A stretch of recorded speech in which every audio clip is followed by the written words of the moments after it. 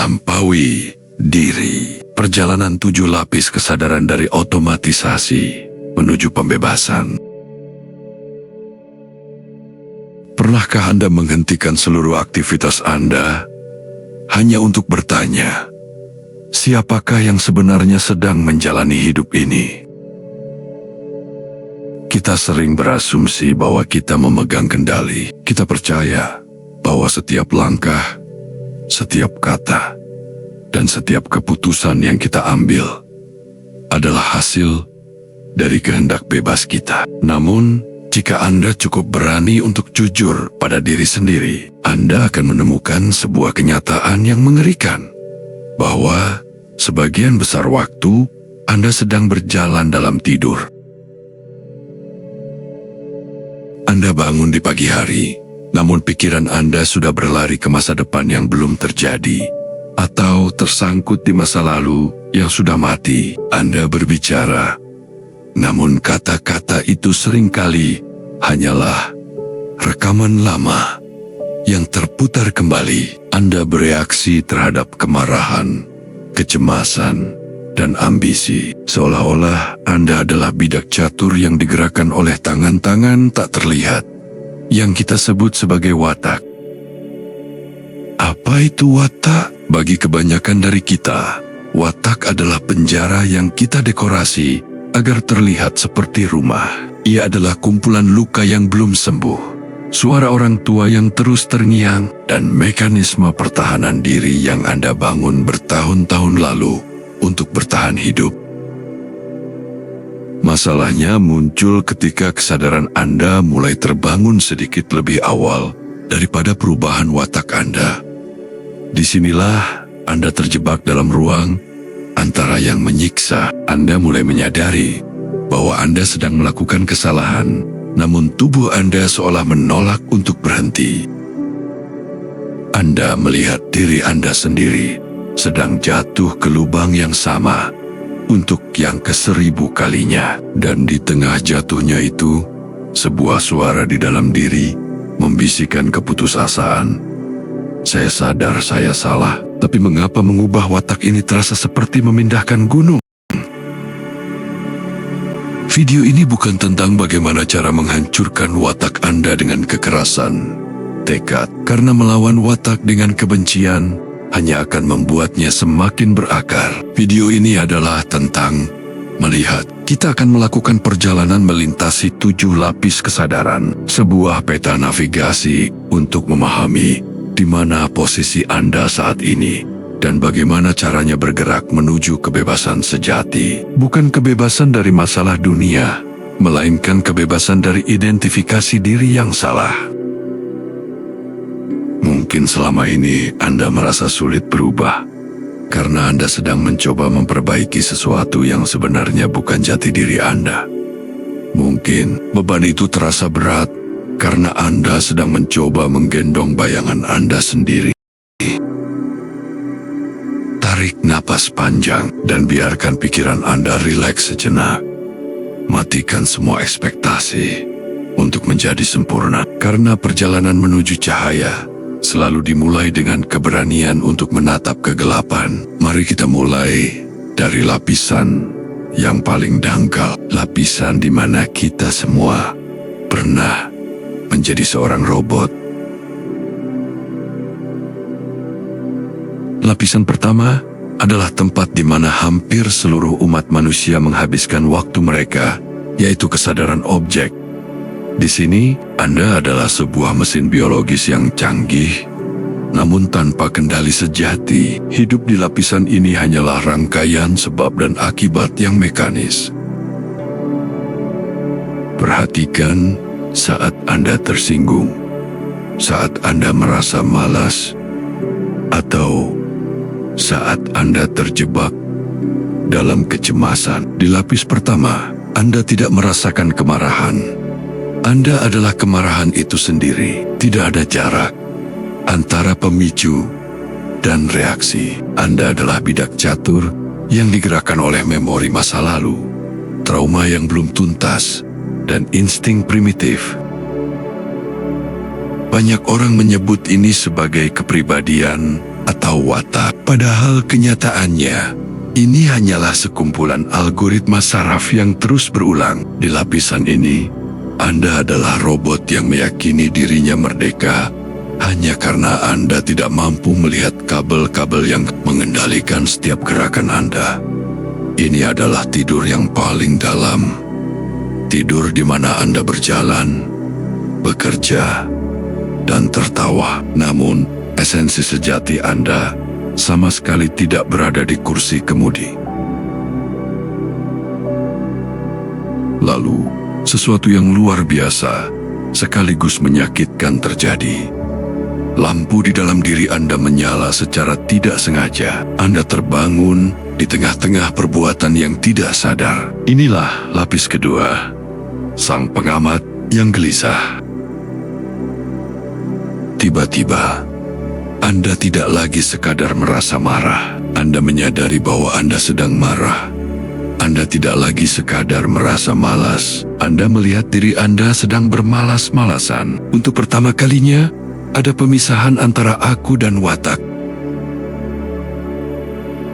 Namun, disinilah penderitaan yang paling tajam muncul. Di lapisan ini, kesadaran Anda sudah bangun, tetapi kekuatan kehendak Anda masih lumpuh. Anda berada di posisi yang sangat tidak nyaman. Anda sudah bisa melihat dinding penjara, namun Anda belum memiliki kunci untuk membukanya. Anda mungkin mulai membenci diri sendiri. Anda bertanya dengan penuh frustrasi, mengapa saya sudah sadar bahwa ini salah, tetapi saya tetap melakukannya? Mengubah watak di lapisan ini terasa seperti mencoba menghentikan kereta api yang melaju kencang dengan tangan kosong. Sangat berat, sangat melelahkan. Namun pahamilah ini, kegelisahan yang Anda rasakan adalah bukti bahwa Anda sudah bukan lagi bagian dari mesin itu. Rasa sakit ini adalah proses kelahiran. Anda sedang menderita karena Anda tidak lagi bisa menikmati ketidaksadaran Anda, namun belum mampu menguasai kesadaran Anda sepenuhnya. Jangan lari dari rasa sulit ini, karena hanya dengan menatap kegagalan tanpa memalingkan muka, gerbang menuju lapisan ketiga akan mulai terbuka. Setelah Anda berani menetap dalam kegelisahan di lapis kedua, Anda siap untuk berhenti menjadi korban dari diri Anda sendiri. Selamat datang di lapis ketiga, sang arsitek pola. Di lapisan ini, kita berhenti bertanya, kenapa saya begini? Sebuah pertanyaan yang hanya akan membawa Anda berputar-putar dalam penyesalan. Sebaliknya, Anda mulai mengajukan pertanyaan yang jauh lebih berbahaya bagi watak lama Anda. Bagaimana pola ini bekerja? Anda mulai melakukan dekonstruksi. Anda mulai menyadari bahwa watak Anda bukanlah sebuah bongkahan batu yang padat, melainkan sebuah rangkaian kejadian yang bisa diprediksi. Anda mulai melihat pemicunya. Mungkin itu adalah nada bicara seseorang yang mirip dengan suara masa lalu Anda, atau mungkin itu adalah rasa lapar fisik yang Anda salah artikan sebagai kemarahan emosional. Di lapis ketiga, Anda mulai menemukan sebuah rahasia yang paling dijaga ketat oleh pikiran bawah sadar, bahwa di antara stimulus dan respons selalu ada sebuah celah. Mungkin awalnya celah itu hanya sekecil lubang jarum, hanya sepersekian detik sebelum Anda meledak atau menyerah pada godaan. Namun, tugas Anda sebagai arsitek bukan untuk meruntuhkan seluruh gedung sekaligus, melainkan untuk memperlebar celah itu. Satu napas di tengah badai, satu detik penundaan sebelum reaksi. Di dalam celah yang terus membesar itulah seluruh masa depan Anda sedang menunggu untuk ditulis ulang. Mengetahui cara kerja pola saja tidaklah cukup. Banyak orang yang terjebak di lapis ketiga karena mereka menggunakan pengetahuan itu untuk menghukum diri mereka sendiri dengan lebih efisien. Inilah mengapa Anda harus naik ke lapis keempat, yaitu sang saksi netral. Ini adalah transisi dari berusaha memperbaiki menjadi berani menyaksikan. Di lapisan ini, keajaiban yang paling tenang terjadi.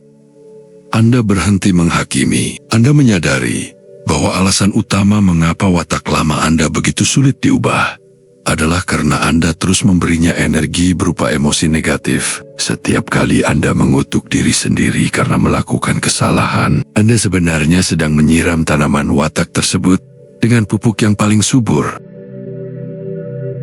Di lapis keempat, Anda mulai memandang diri Anda dengan objektivitas seorang ilmuwan yang sedang mengamati fenomena alam. Saat dorongan watak lama itu muncul, entah itu kemarahan, kecemasan, atau kemalasan, Anda tidak lagi berkata, "Saya gagal lagi." Sebaliknya, Anda berkata dengan tenang, "Saya menyadari ada dorongan kemarahan yang sedang melintasi kesadaran saya."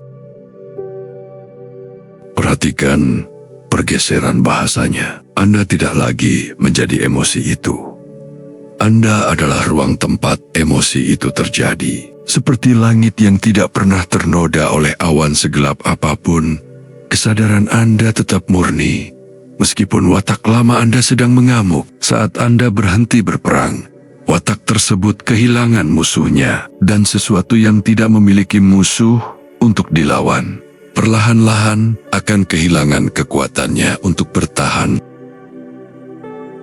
Di lapis keempat, Anda tidak lagi berusaha untuk berubah. Anda hanya memilih untuk tetap sadar, dan dalam kesadaran yang tanpa penghakiman itu, perubahan terjadi bukan sebagai paksaan, melainkan sebagai sebuah konsekuensi alami dari kejelasan.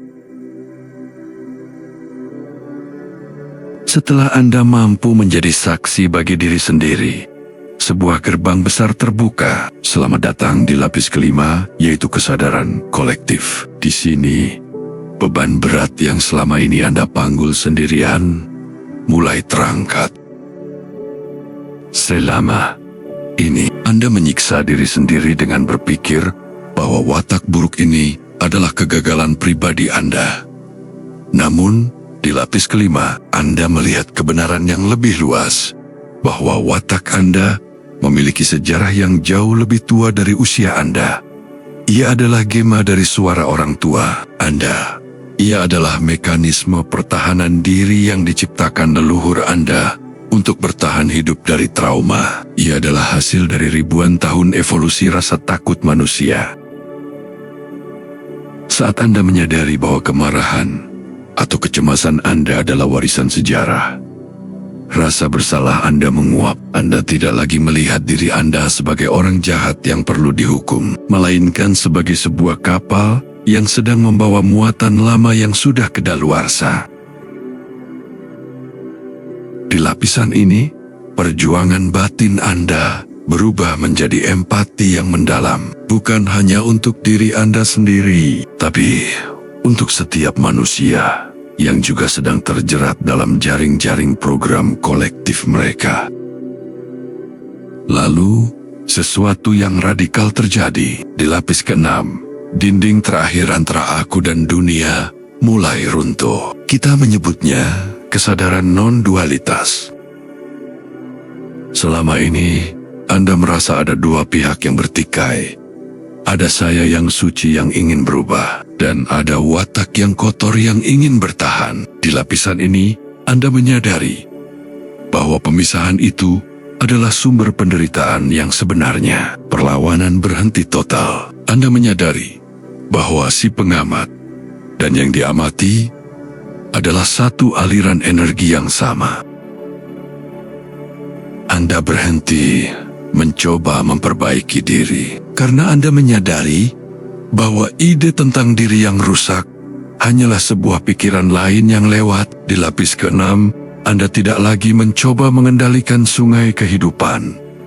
Anda adalah sungai itu sendiri. Segala sesuatu, kelebihan Anda, kekurangan Anda, kesadaran Anda, dan ketidaksadaran Anda, semuanya diterima sebagai satu tarian yang utuh dan tak terpisahkan.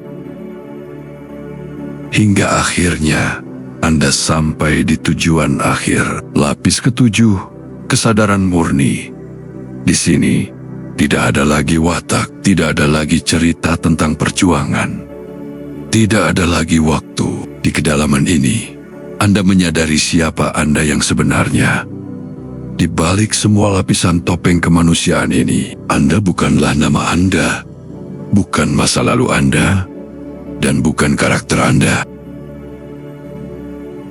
Anda adalah ruang tempat segalanya terjadi. Bayangkan, Anda adalah langit yang luasnya tak terbatas. Watak sulit Anda, emosi Anda, dan pikiran Anda hanyalah awan yang lewat. Awan bisa saja gelap dan penuh badai, tapi langit tidak pernah terluka oleh badai tersebut. Langit tetap jernih, tetap ada, dan tetap tenang.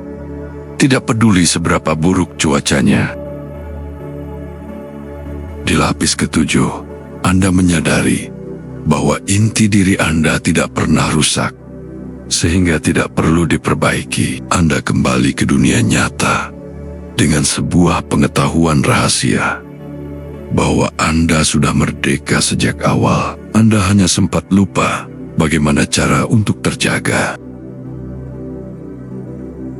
Sekarang, ketika watak lama itu muncul kembali, Anda akan tersenyum, bukan karena Anda sudah sempurna, tapi karena Anda tahu bahwa itu hanyalah riak kecil di permukaan samudra kesadaran Anda.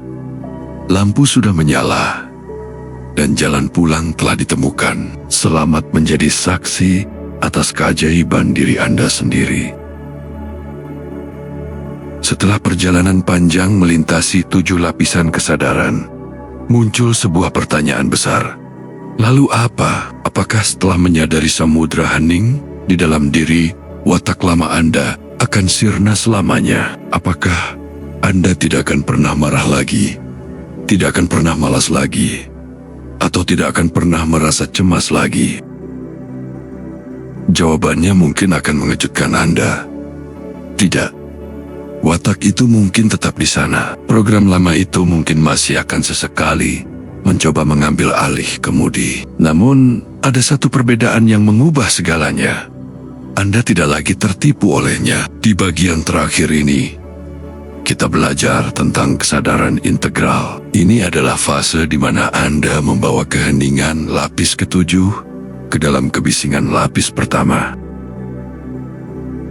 Inilah yang disebut kembali ke pasar dengan tangan terbuka. Anda tetap hidup sebagai manusia biasa, namun dengan perspektif seorang dewa. Saat watak lama Anda muncul, katakanlah rasa tersinggung yang tajam, Anda tidak lagi hanyut di dalamnya. Anda merasakannya, Anda mengakuinya, namun Anda melihatnya sebagai riak kecil di permukaan samudra yang luas. Anda memiliki jarak. Di dalam jarak itulah letak kemerdekaan Anda. Anda mulai bisa bermain dengan watak Anda. Anda menggunakan amarah jika memang diperlukan untuk ketegasan. Namun Anda tidak dikuasai oleh amarah tersebut. Anda menerima rasa takut Anda, namun tetap melangkah maju karena Anda tahu bahwa rasa takut itu hanyalah cuaca, bukan jati diri Anda. Anda berhenti mencoba menjadi orang suci yang tanpa celah dan mulai menjadi manusia yang utuh, yang merangkul sisi gelap dan sisi terangnya dengan senyuman yang sama. Keberhasilan sejati bukan berarti Anda tidak pernah jatuh lagi ke lapis pertama. Keberhasilan adalah seberapa cepat Anda menyadari bahwa Anda sedang jatuh. Setiap kali Anda tersadar di tengah-tengah perbuatan tidak sadar, itulah kemenangan. Setiap kali Anda mampu menertawakan kekonyolan watak Anda sendiri daripada membencinya, itulah pencerahan. Anda menyadari bahwa dunia ini adalah panggung sandiwara, dan meskipun Anda harus memainkan peran Anda dengan sungguh-sungguh, di lubuk hati yang paling dalam, Anda tahu bahwa Anda adalah penonton yang tak tersentuh. Perjalanan ini tidak berakhir di sini. Ini adalah latihan seumur hidup. Sebuah tarian antara menjadi robot yang bereaksi dan menjadi jiwa yang menyaksikan. Selamat kembali ke dunia. Kali ini sebagai diri Anda yang sebenarnya.